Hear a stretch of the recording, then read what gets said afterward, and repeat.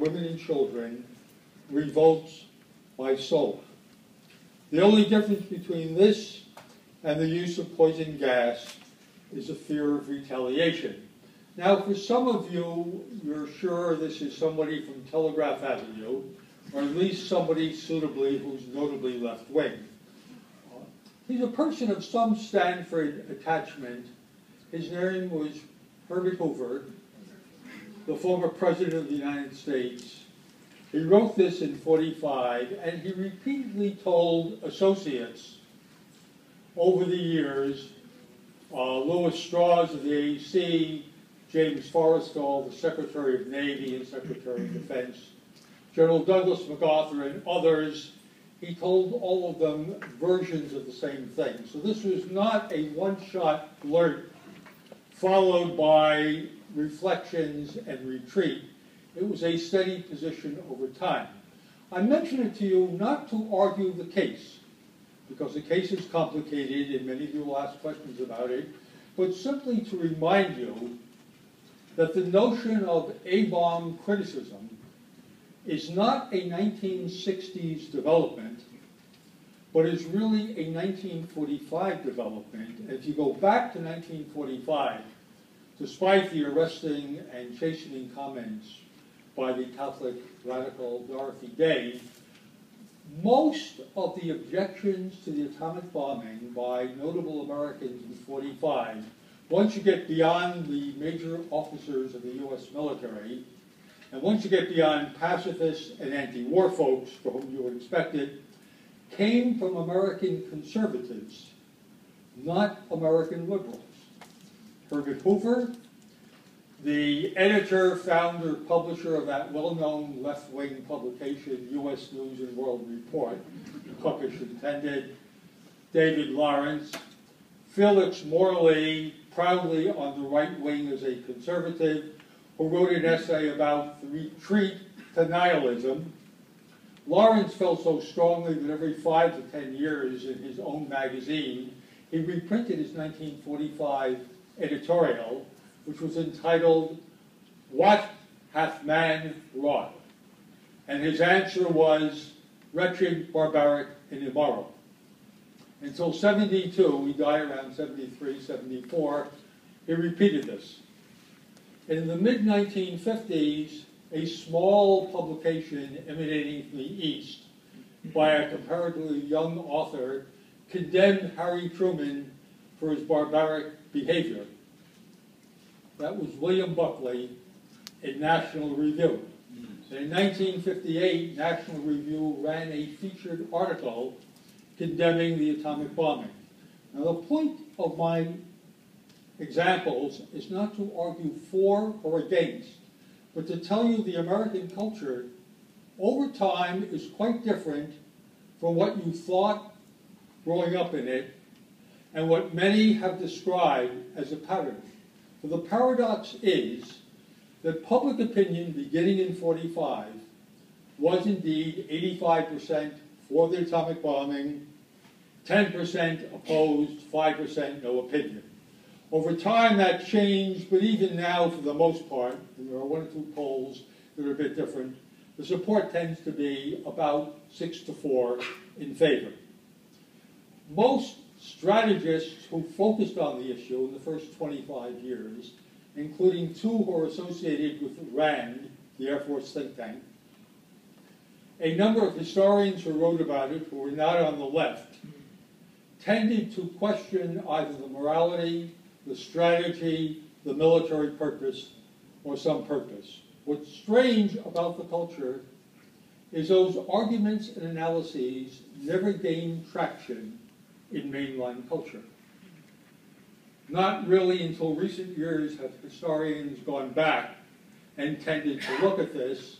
And one of the historians, unfortunately no longer with us, but a student of Peters at American University, Uday Mahan, is one of the people who did a good deal of work on this. And I would like, even though I haven't cleared this for the various sponsoring organizations, to dedicate, if I may unilaterally, the question and answer session to Uday Mahan.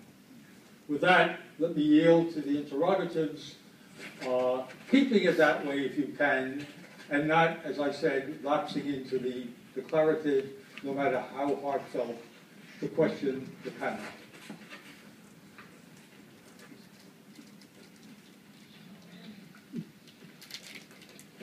Let me just, I'm not unguarding, I'm just de-technologing.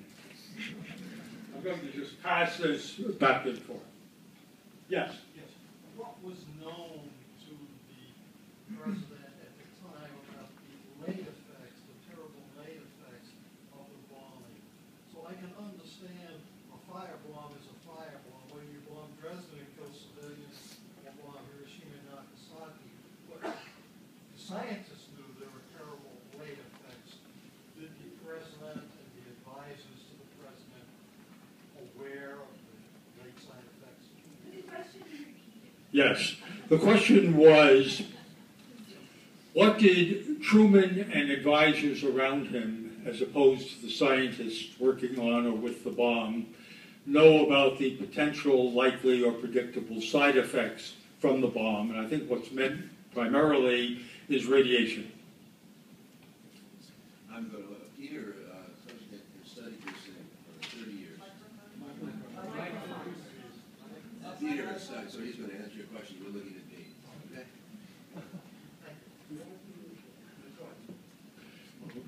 Let me say this happens. I know I promise not to intrude, and I'm intruding already. Academics, especially in America, are natively imperialist. The answer is that Truman knew nothing about it.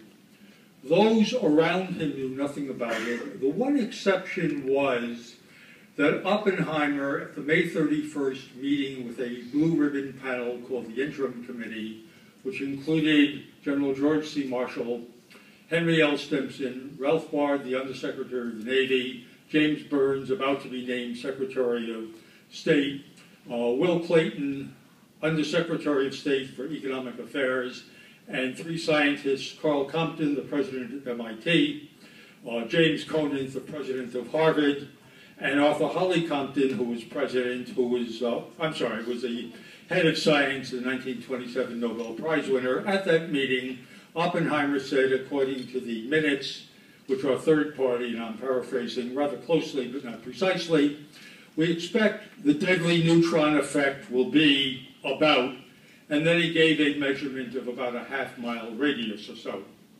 The likelihood is that only the three scientists, plus Fermi, the Enrico Fermi of 1930s Nobel laureate fame, and Ernest Lawrence, knew what neutron effect meant.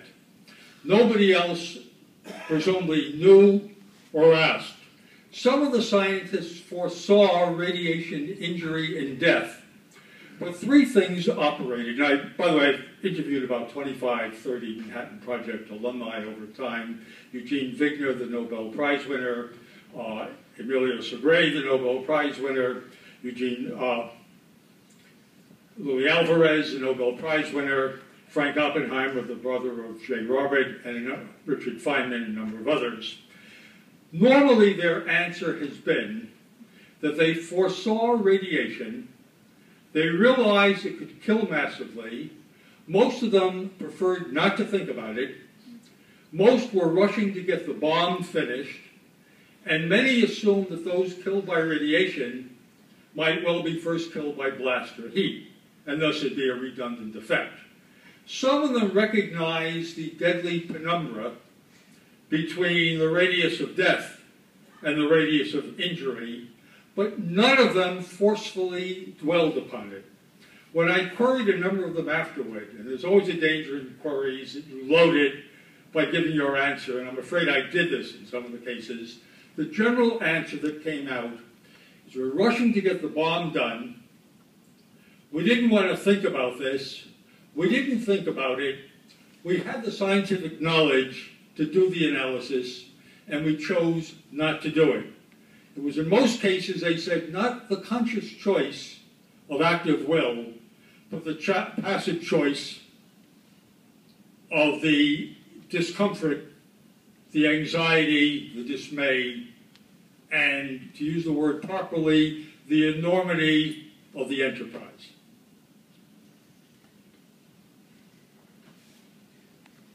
Yeah, Spectre.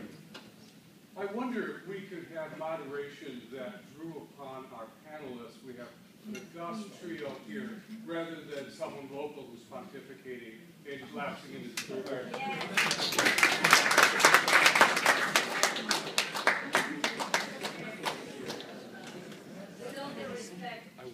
Next question.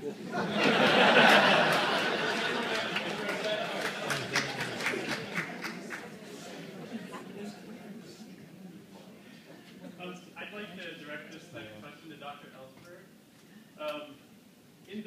In the movie, we saw how certain atomic scientists were publicly persecuted, or how they were sanctioned by the military or the administration. But I wonder, within the circle of atomic scientists, or in your case, within your circle of colleagues, what were the long-term kind of implications socially for this kind of expressing unpopular opinions, or what's your personal experience with that been as well? Here's a little known story. It impressed me very much at the time. I don't think it's known very much. Incidentally, I'm almost a local boy here. I'm from Berkeley. Do I count as an outsider? Should I leave it to the two long-distance runners here? But I'll go ahead on this one anyway. It so happens that when Truman, to my knowledge, and I was checking this with Peter recently, never heard actually somebody say, "Don't use the bomb," period.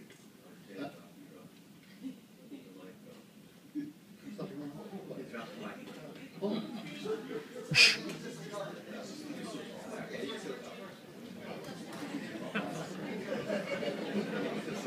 I can talk into, yeah, okay. You can hear me in back? Okay. Truman never, to my knowledge, and to Peter's knowledge directly, it's a long subject as to what Truman may have been led to believe orally, we don't have records of, or indirectly, but to our knowledge, in terms of documents, no one ever actually said to him, or even to consider, after May or so of 1945, don't use the bomb. You know, the implications are this, and that, and you shouldn't use it at all. And specifically, actually, a petition to that effect was shown in the film. And what the petition, I don't think it went into detail, there were two versions of the petition, actually, but the one that got the most signatures said, in fact, both of them, I think, had this condition, saying, even if the bomb would save American lives. They knew nothing about the intercepts, about the emperor's readiness to surrender or whatever. They didn't know how close they might be to surrender, and they accepted the idea that invasion might be essential and would cost a lot of American lives. And their feeling of the scientists led by Leo Szilard at the Chicago Met Lab, and to some extent others got circulated, was that he should at least consider not using the bomb at all. It was also a question of demonstration, but aside from that, don't use it at all, for the reason that it would make a nuclear arms race inevitable, and that the effects of that on the future of the human species was such that it was really worth even considering, at least, paying American lives in an invasion not to do that. And Truman, however, never got that petition, as the film pointed out. Groves and his lieutenants successfully kept it from getting even to Stimson until after the bomb had been used, I think, certainly after Potsdam. Anyway, Truman never saw it. And as far as I know, he never heard anything like that from anybody. In fact, I'm not even aware of any discussion of very long-term considerations. The original questioner here said, did he have a consciousness even of the peculiar, unique radiological effects? And according to Bart, which I accept, he didn't. But the larger question that the Franck Committee, James Franck Committee, in which Leo Szilard was a key member, in Chicago, was that the long-term effects were crucial, actually, to this. I think this was something that was simply not discussed at the Washington level, to my knowledge, at all. So, to that extent, one can say Truman should have thought about it, should have asked about it, but nobody prompted him on that. I don't personally fault him as a person on that. I don't think anybody brought that to his attention in that sense. However, the rapporteur for the Frank Committee in May was a man named Eugene Rabinowitz, who later became the head of the Bulletin of Atomic Scientists, the one that has on its cover, or now in digital form, the atomic clock, how close we are to midnight, and a very strong anti-nuclear person. When and my wife was not here tonight, she was at a similar affair last night with me. When we were underground, evading the FBI in the period from between June 15th and June 28th for 13 days in Cambridge, actually, while I was putting out the Pentagon Papers. Didn't have a whole lot to do moving from house to house except decide what the next paper was to give it to through friends of ours who have never been made known to the FBI to this day. We stayed off the telephone. And we did read the newspapers and watch the television. And during that period, there was a letter to the New York Times by Eugene Rabinowitz, of whom I'd never heard at that point.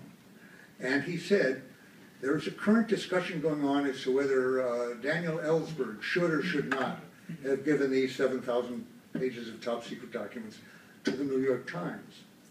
And he said, I'm not addressing that question. I don't think he took a position on it. He said, but I myself was in a comparable position in 1945, and I'm paraphrasing here a bit, but as the rapporteur of the Frank Commission, he said, I was spending sleepless nights walking the streets after working on this committee, asking myself whether I should not tell the American people of what was coming. This was after Germany had surrendered, and before the bomb was used, of course, on Japan, actually before the test in July.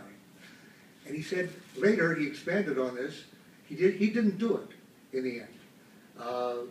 Again, having discussed this with his colleagues and with others, I can infer pretty well, he would have lost his clearance. He almost surely would have gone to prison if he had done this. And he said, I have little doubt that the American people would, I don't kid myself, he said something to the effect, that the American people would not have endorsed the decision anyway in the majority. But at least it would have been their decision. They would have considered it. In other words, he was considering being what we now call a whistleblower of what was then our greatest secret, top secret, Manhattan Project secret. And it was a question of telling the country, they knew the Japanese had no bomb. It was not a question of telling them something in advance. The Germans had surrendered. So the issue now was telling them, putting it to the American people whether they ought to use this bomb. He didn't do it. He said, I believe, quote, I was reading this, as I said, underground. I said, I believe had I done so, I would have been justified. And I still believe that. And one other person commented on the same thing from the British point of view. C.P. Snow, who's written many novels about the scientific process, which had influenced me a lot when I was around, wrote, after the Pentagon Papers came out, commented on my case, a series of 4 people with Esquire. And he said, I would not have done what Ellsberg had done. I had made a promise, I had signed a contract, I would not put out such secrets. I could not have broken that promise, he said. However, I think there are circumstances, oh, by the way, he had been in charge of recruitment for the scientific effort in Britain, in their whole scientific research project at the time. That was his background. And he said, I believe that if Einstein had been made aware of what was coming, he would have, I would have told Einstein, and I believe he would have found some way to tell the public, and as Rabinowitz said, and Snow said almost the same, thus giving them at least the responsibility of making a decision here in an informed way before it happened, of what was coming. And as it so happens, with Szilard, you saw a picture of Szilard at one point reenacting one of his 2 sessions, 3 actually, with Einstein. When it came to the spring of 1945, he did go to Einstein to get an introduction to Eleanor Roosevelt and Roosevelt before they died, and then he went to Burns. He couldn't tell Einstein exactly what it was he wanted to talk to Roosevelt about, because Einstein wasn't cleared for it.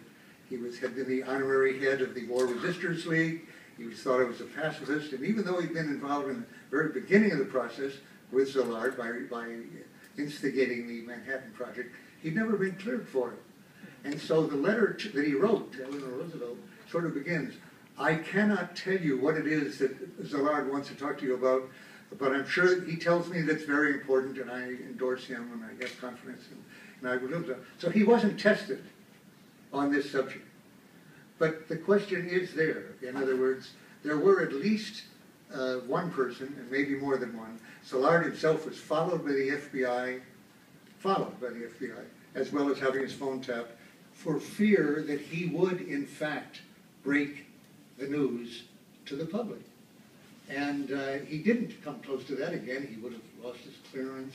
He would have been out of things and so forth. And he didn't, even the petition he tried to put out and show that the scientists had been against this, and they classified the petition afterwards, and it didn't come out for some 30 or 40 years, actually, afterwards. So, long answer, but I tell you that because it is a bit of history that isn't much in the books. Based on what the public knew at the time, and what the public was going to learn in the next few weeks, there's little chance that the public would have spoken out, risen up against the use of the bomb. As we mentioned there, 85% said they supported the atomic bombing of Hiroshima and Nagasaki.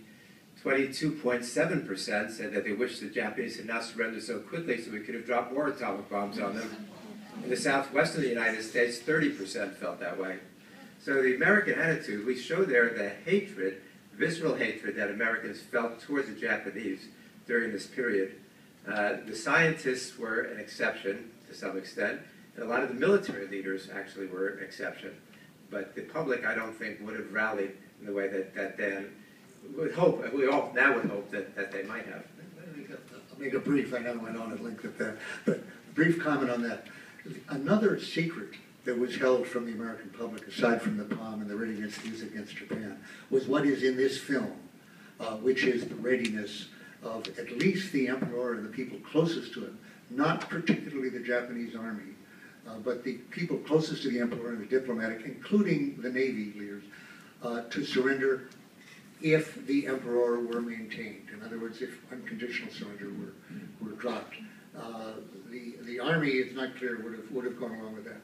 But what we were hearing from the diplomatic was that they were ready to do that. That was not only not known to the American public, that would have been astonishing to the American public to be told, because all they had seen were the realities of the fighting to the death of the troops and the kamikaze and the Okinawa and the people jumping off cliffs, killing off civilians. They had every indication that the Japanese would fight against occupation forever, to the last man. That was not actually the case. That was not the discussion that was going on. So I would really put it to you that if somebody who had known that, and there were quite a few, had made it aware to the American public that the only obstacle to peace might be the offer of the emperor, which would not have been popular, but the offer of the emperor, could there have been an invasion? Would we have risked 10,000, 50,000, 100,000 troops in order to hang the emperor who was not hanged? I think not. I think there was no chance of an invasion after we tested the bomb in Alamogordo to begin with. But what we could also have told the public was that the Soviets were about to come into the war. And we knew from the breaking the intelligence that the thing that the Japanese dreaded the most was the Soviet entry into the war. We mentioned that one early July intelligence report that says that the Soviet entry is going to end the war, U.S. intelligence. There's also an April 11th intelligence report that says the exact same thing. The Pacific Strategic Intelligence Summary for the Joint Chiefs for the week of the Potsdam Conference says the same thing, that the Japanese know that they're defeated. It was just a question of reconciling the Japanese people with that fact. So there was a lot of evidence, and the Japanese reports that we had intercepted were saying the same thing. Beginning in May, they were saying that the one thing that we dread that's going to mean the doom for the Japanese Empire is a Soviet entry into the war. So we knew that, we knew that they knew that, and the important thing is that the people who understood the desperation of the Japanese situation the most were the Soviets. In fact, the Japanese diplomatic strategy was to try to get the Soviet Union to intervene to get the Japanese better surrender terms. So when Hirota meets with Malik in Tokyo, the Soviet ambassador in Tokyo, on June 3rd and 4th, he lays out, or May 3rd and 4th, he lays out that Malik's response was that the Japanese are desperate to surrender. And then there were continued discussions.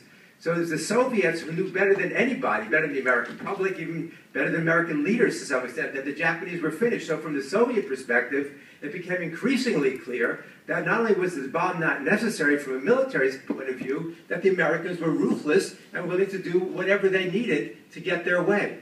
So they were the ones who had the clearest perception of that, which is exactly how they responded.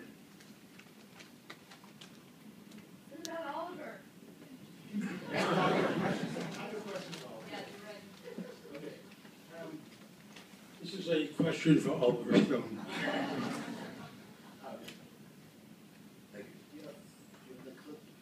Yeah, go ahead. Your film did a great job of kind of making fun of sort of the films at the time put up by Hollywood and how they were kind of whitewashing history and kind of glorifying the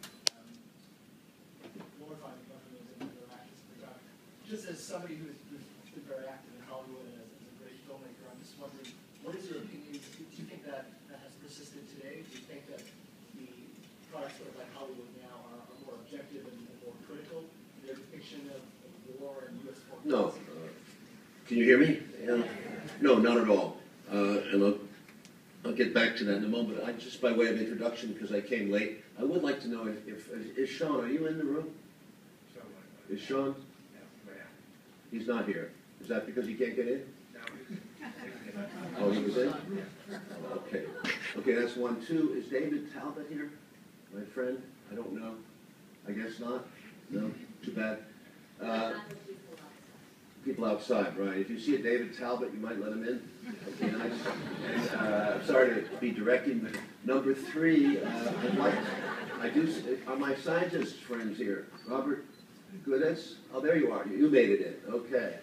Robert, we spent the day today at his laboratory, which is called Breon Energy, and he's working on cold fusion for many years.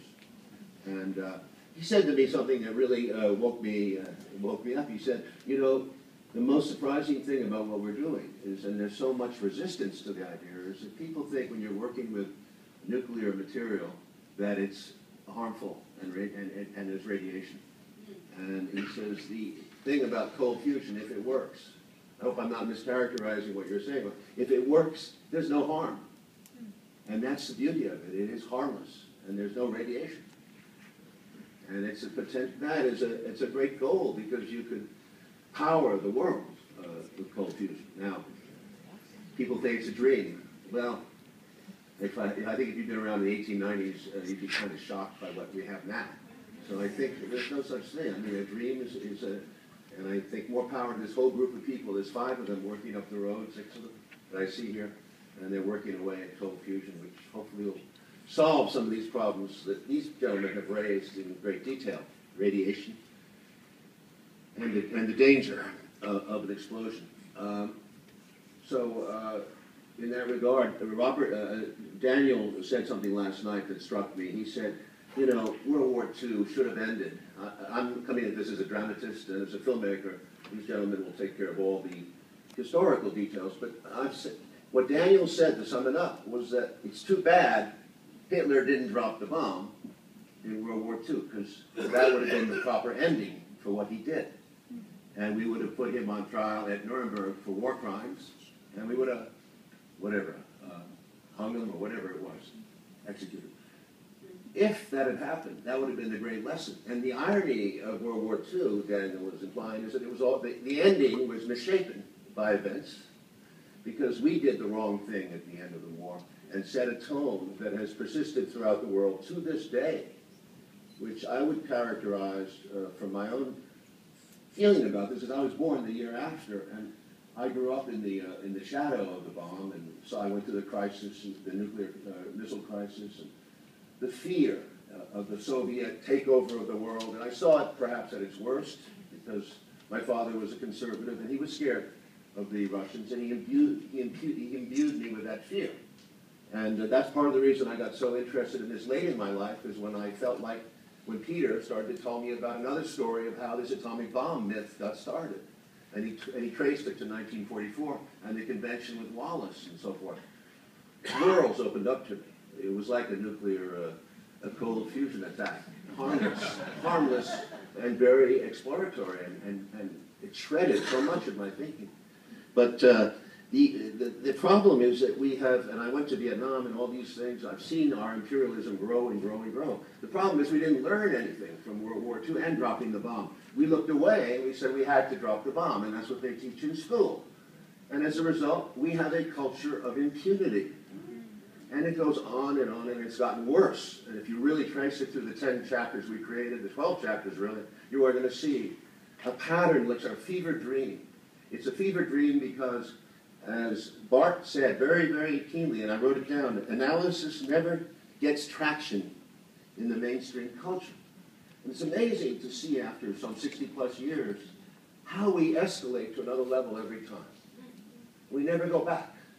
It's always assumed that the other guy is worse, and he's going to do worse to us if we don't do it to him first, or at least get the club. So the greatest treachery of all that many of us have lived through is if, you know, the communists had to go through this democratization where they were saying at the end of it, after about 10 years, they said maybe we were better off before, you know. The same thing is somewhat true from our side of the equation, because communism went away after all this period in 1991. It went away. So what happens now if you were 40 years old? You think, well, we are going to get a peace dividend, things are going to change, the world is going to liberate, there's going to be a... Not at all. Not at all. The culture of impunity is worse. We have now Zero Dark 30. We have torture. We have drone attacks around the world which are done without any judicial real review or our knowledge. We have a country that kills and tortures people and can detain them without authorization, without habeas corpus. And we've accepted it. We've accepted it in the name of violence. We've accepted it because the atomic bomb worked, and hey, we didn't have a World War III that we know about. And we all think that, like Hillary Clinton, we are the indispensable nation because we have the biggest club, but we don't use it. No, we threaten people with it. We put the pistol to their heads. We scare them. They have to go with us. And this has happened, as Peter has shown in the book, numerous times. I think today you quoted the Vietnamese foreign minister or prime minister as having said 9 or 13 times he was threatened by nuclear war by the Americans. And throughout the world, all options are on the table. And by the way, it still goes on today in space. No nuclear weapons, but definitely drones. Drones, conventional heavy usage of warfare from space to Earth. Cyber warfare is another invasion of grand proportions. Who knows? I think what we did in Iran last year, I have a feeling was something that was massively illegal, will be seen so in history, and will have tremendous consequences. So I just want to make the point that we don't see it. It's on us. It's like we're sick and we don't see it. And it's gotten worse. I have a question for Oliver. These are guests. So, I have three questions. You can answer whatever he wants. I have a very kind of irrelevant question that I met you 25 years ago at the Leonard Kellogg Paradise. And I don't know exactly what you could do with what you were working in there, and Mary Kellogg just passed away. So I'm just curious about that one. The second one is the very important thing that you have said, and I was not born with this happening, and I am not a college student, so it's like a regular person, a Canadian person, and just kind of have questions like the drones. I mean, I feel like what I just watched is what is happening now. After the President Obama took power, a couple weeks after, he dropped some drones and killed kids. and it's killing now American people. But it's killing Let's keep American it to people. questions. And I'm just the third question. So I feel that this is very much like it, that we are looking at 50 years ago, 60 years ago, but it is happening now. It is happening now. And I'm just, that's my question. How does it relate to what is happening now? Do we have to wait 60 years from now to hear that the drums is happening? That we are killing children in other countries? And the third question, which it touches very deeply, is about the jails. Because my son went to jail when he is a child that didn't do nothing except being a reader. He reads 2,000 pages a day and 60 books a week. He fell in love. No, excuse me, 1 second. My question is about jails in this country being privatized and being. What's the question? The question is, what can we do now so that we don't have to go 60 years from now? And what can we do now to save our people, our children, from what is happening now?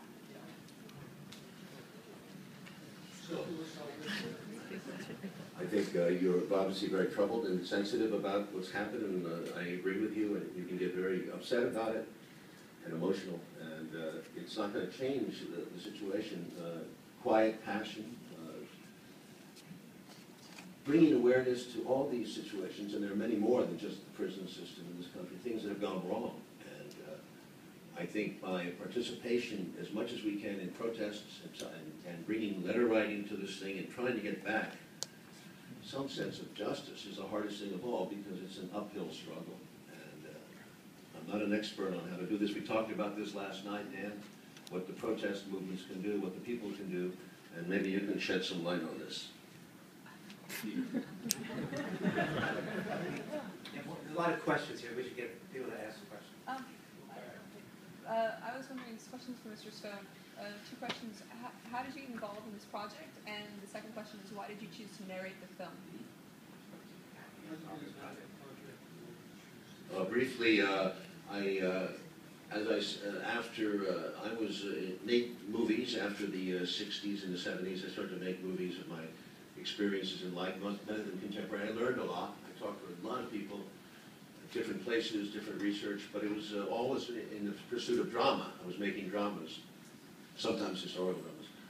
By the time of the 1990s, after things that happened in Central America, I'd done Salvador, and I started to see the repressions that we were supporting there. I really felt badly about it, because it reminded me of Vietnam. I went on to become more committed, but only when I met Peter after the 90s, when he was teaching a class at American University in my films. We had dinner and we talked about the atomic bomb and Wallace. I got very concerned, tried to make a movie, didn't work, and we decided 10 years later in 2008 to start a documentary about Wallace, about an hour and a half. 5 years later, basically it turned into this 12-hour monster, which I'm very glad we made. It's the height of my achievements as a filmmaker, because it's taking all the themes from the films and including them in a much larger piece. And I realized that it goes beyond my lifetime. It goes to this birth, this origin of the founding myth of the bomb. Because the bomb, as I repeat, gave us the impunity to do with what we want. Any culture in the world would have been punished in the court of human opinion after the patently, obviously lying Iraq invasion of 2003. We would have been busted, and it was a disaster. And here we invent this scenario with the surge, and we got out with honor, and we did the right thing. And the world sees through this. The United States is finished in the eyes of the world, because they are not addressing the issues of poverty worldwide. And as long as you don't help people out of poverty, you're not going to, your word doesn't mean anything. All the bullshit about freedom and democracy doesn't work. Because the poor people will speak with their feet, with their eyes, with their knowledge, and they know. So, your question, I got lost. I'm sorry. What was it? The other question is, why did you narrate? I narrated because it was a guide track originally, and everyone around the project said, "Keep going. It's good." I wanted to get Laurence Olivier, but he was dead. I modeled this on World at War, which I loved in 1972 out of the BBC, although I thought it was too anti-red, but I do think that it was beautifully done. But an English actor would have changed it because it is a U.S. story. It is a U.S. story. Stylistically, you do rely a lot on the narration and on old footage. I was just wondering if you could, why would you choose that versus like some interview footage or different points of view a little bit? We dispense with talking heads really because of very practical reasons. First of all, they bore me because they make the point. You're going to a talking head to say this is what I believe. Why don't Peter and I just state it? Okay? I mean, you can see the difference between fact and editorialization. I think you see it. We use words like, we use the qualifiers, I think correctly. And the reason is we can do it faster. 58 minutes, 30 seconds, 10 years, 8 years, whatever you got to cover. And we got to get to the spirit of this thing. So in that amount of time, we cram it, and most people are saying it's too fast for me. And I said, okay, well then look at it again. I'd rather make it fast than too slow because I get bored with a lot of documentaries, and I get it. I know where the person's going.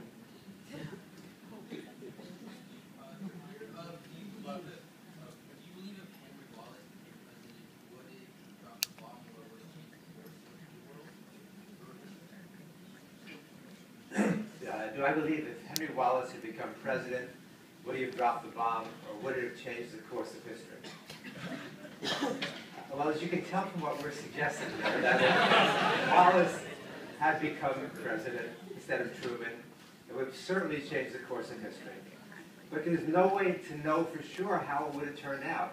We know that he could have made the bomb decision by himself. We know from the first day he led the fight for international control for the United States to get rid of its nuclear arsenal, and he made private statements that he was very, very upset about the bomb, and he knew what the implications were in terms of the Soviet Union. And he struggled, and he stayed on as Secretary of Commerce, and he struggled to make sure that not only no more bombs used, but that no countries would have control of bombs, including the United States.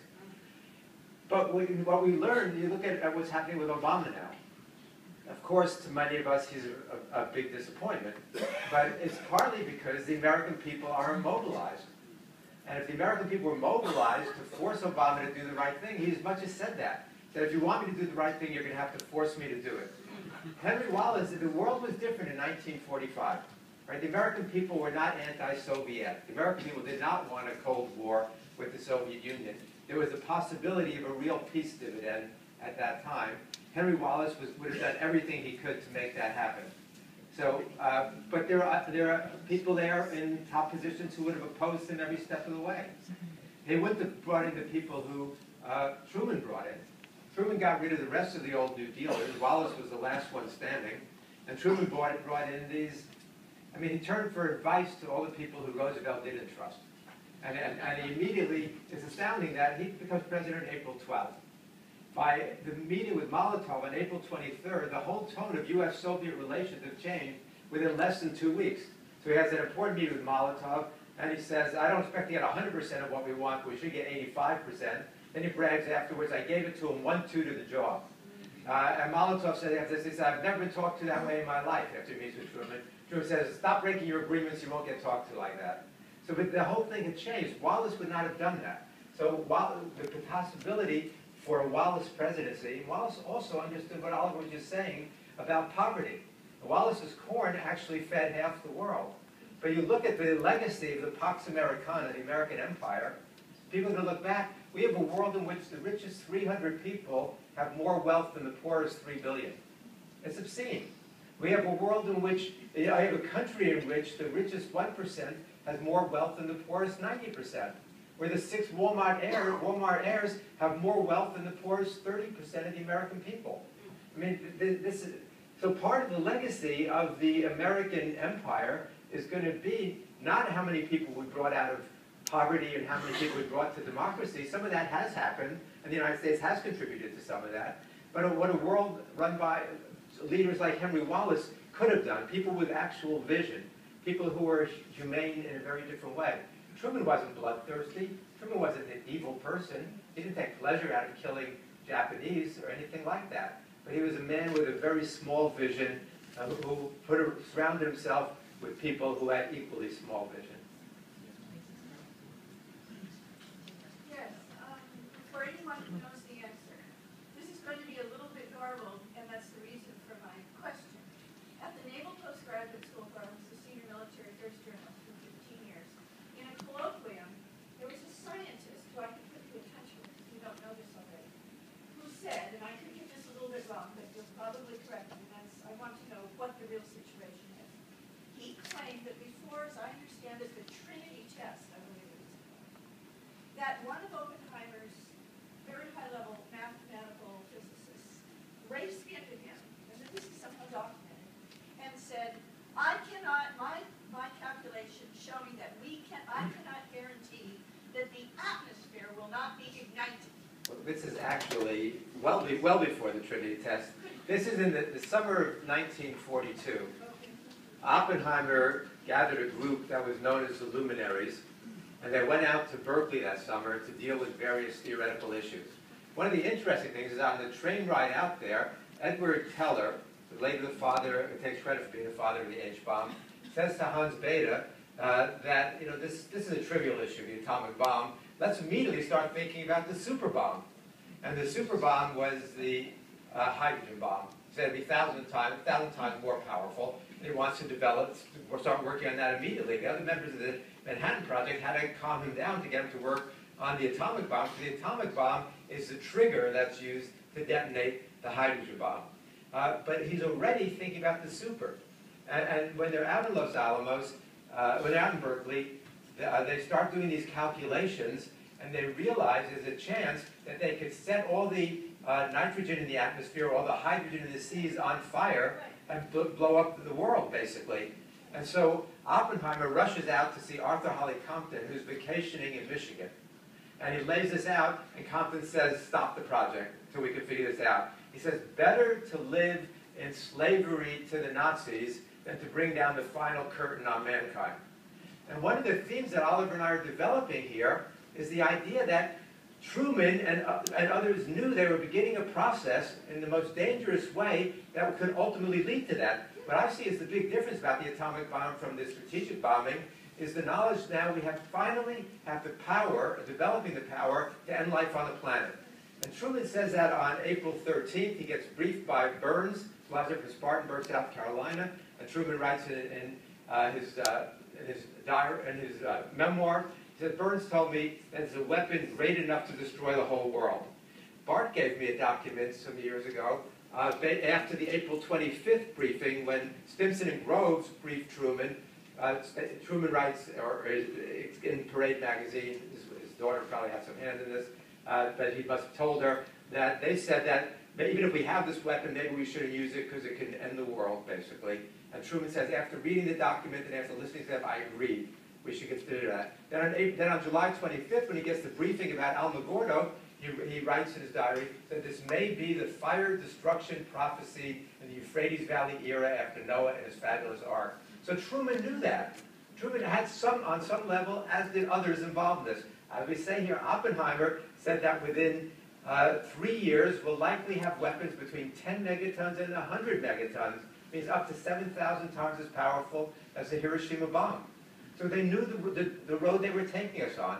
And as Dan and I and others have been working about nuclear winter now and the implications of even a small nuclear war Marty Hellman knows this stuff better than anybody, the dangers of these things. So, unfortunately, much of the public thinks that nuclear weapons are no longer a threat, that nuclear war is no longer possible. The worst thing you have to worry about is some terrorists getting a dirty bomb. It's so far from the truth, which is why we bring this episode of all of them to as many audiences as we can. We want people to realize the danger and realize that fallible human beings have control of these weapons. These are not great sages. These are not Albert Einsteins who have control of nuclear weapons around the world. It's the Harry Trumans of the world, who, even though it's not necessary, could use them in these situations. That's George Bush, as Oliver said. Well,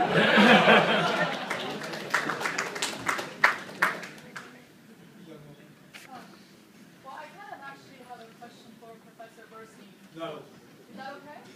No. Next Friday night, room 205, because I'm about 50% is significant is all the stones involved. I'm going to give a lecture on the A-bomb, so let me add two things there. We brought them in. I made a mistake on radiation. I was corrected. So you say that, or you can ask me afterward. Questions to that? All right, I'll ask you afterwards. Thank you. Sorry. Go ahead. Thanks. I have a little tough love the next question. So the tough love is, I would recommend not going around even speculating it might have been a good thing that Hitler dropped the bomb. 94% of the population will tune you out and not pay attention to anything that's said afterwards. The question...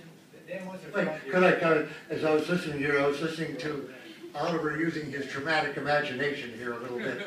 It was a slight misparaphrase of me. I definitely did not suggest it would have been a good thing for Hitler. It would not have been a good thing. Hitler was defeated, after all, without Birmingham or Liverpool or London being destroyed. And to choose good effects from that is not something I would ever do. So I was just saying, had it been the case that, as they feared, that Germany had been racing us for the bomb and had been rushing toward it, then the effect on world history would have been different, and it could have been different in the following way, quite precisely. The bomb which does not mean it would have been justified overall that there was a bomb, or that Hitler got it, or that he dropped it at all. But compared to what did happen, the bomb would have been introduced to the world people as a weapon that did not win a war. It was not decisive instead of a war winner. For them or us, it was a Nazi weapon, the quintessentially Nazi weapon, which is what it is. What we had done in our strategic bombing program was to converge with and adhere to the Nazi program of Blitz against London, which was a war crime, for which they were not tried at Nuremberg, for one reason, because we had done it 10 times over. That was not a good reason for not trying it. The effect of that was that the Nuremberg trials ended not having described strategic bombing and firebombing as a war crime, which under any other circumstances should have been. That was a mistake. It almost makes me feel, I always admire the Nuremberg trials, that the effect of that in effect of legitimizing the massacre which had begun earlier in the war as a non-war crime has been very serious. Green shirt. It's true. You had a question you were just speaking of. I dramatized it in a powerful but negative way. Not to defend Hitler, but he didn't use his poison gas. Okay, my question is this. I've heard from various sources that we had broken the Japanese code prior to Pearl Harbor. Is there any information that suggests that we knew the Japanese fleet was sailing on Pearl Harbor? Some have said all the aircraft carriers were out of the harbor. Only the old battleships remained there. Very briefly, there was a book a few. There was a book a few years ago whose name maybe somebody here will remember. What? That's right. Very compelling book. If you read just that book, it really is very compelling that we had broken not only the diplomatic code, which was codenamed the Magic Code throughout the war, but that we had, in fact, contrary to U.S. government denial, had broken their naval code as well. And that the effect of that was that at least our naval intelligence knew, and somewhat speculative, but whether it was passed up to Roosevelt or not, but that high levels in the Navy knew that they were approaching Pearl Harbor. Other people have disputed both the fact of the breaking of the naval code and the implications of it. I don't know where it comes out. I've read it. If you read just that book, it's quite convincing. But other people have refuted it. Day of Deceit. What's it called? Day of Deceit. Day of Deceit by Robert Stinnett. It's a very interesting book, no question about it. And green sweater. Yeah, you have a green sweater on. What about the Soviets? You mentioned in the film that the Germans were on in a sense, is that it was inevitable that others would come up with this technology. And regardless of whether or not we dropped a bomb, what if the Soviets, and what was the Soviet position as the war was ending, and yes, the atomic bomb set us on one path. What was that other path? Would they have, duped Wallace as the detractors of Wallace would say? He was a puppet. He was, silly. What of the Soviets?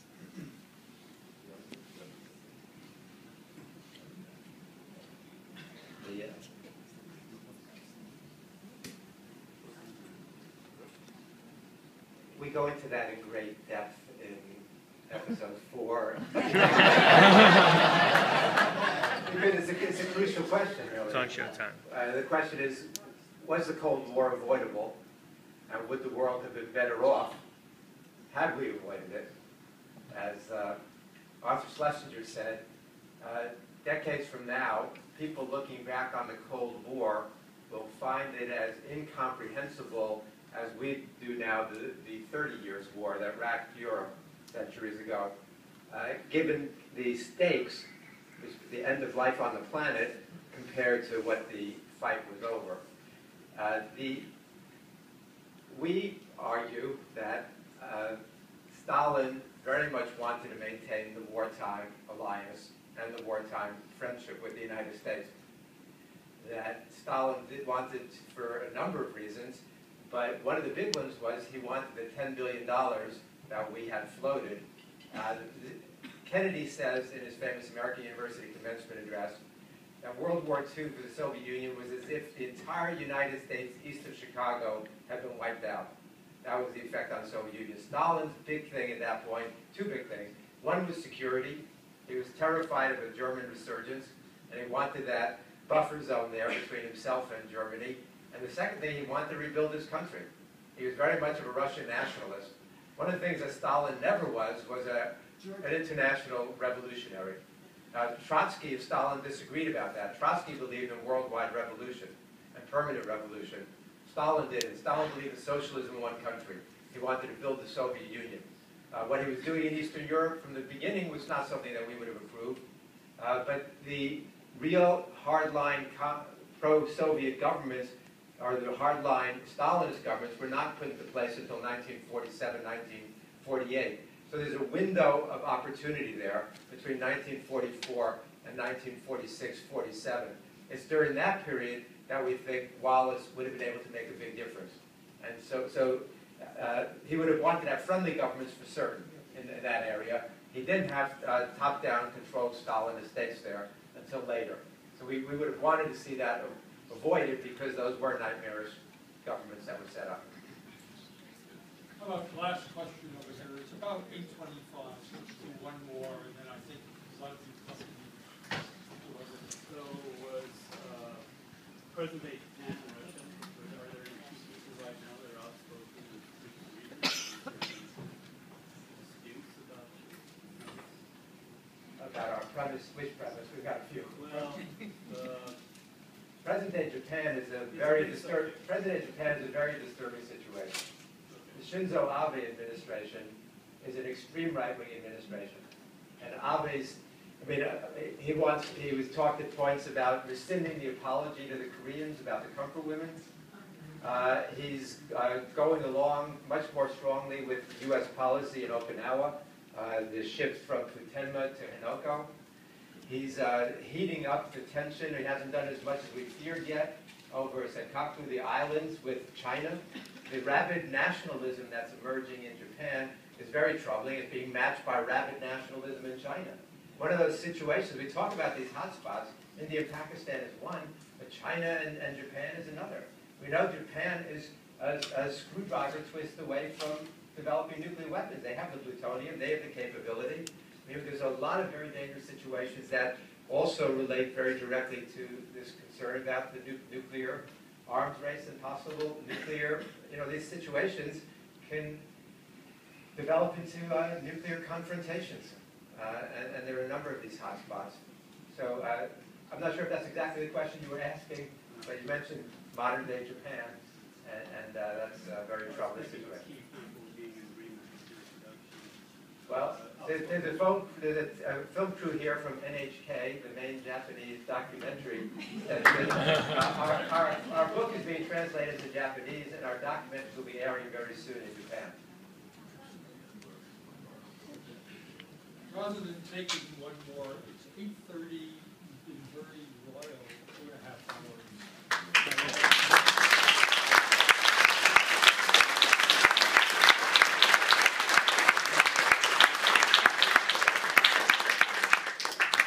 Some of this with far less prestige a week from now on a Friday night up until 5 will be pursued without luminaries.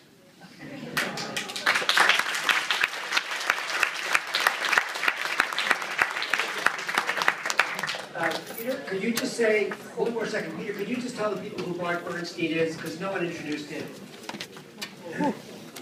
I don't know that Bart needs any introduction here.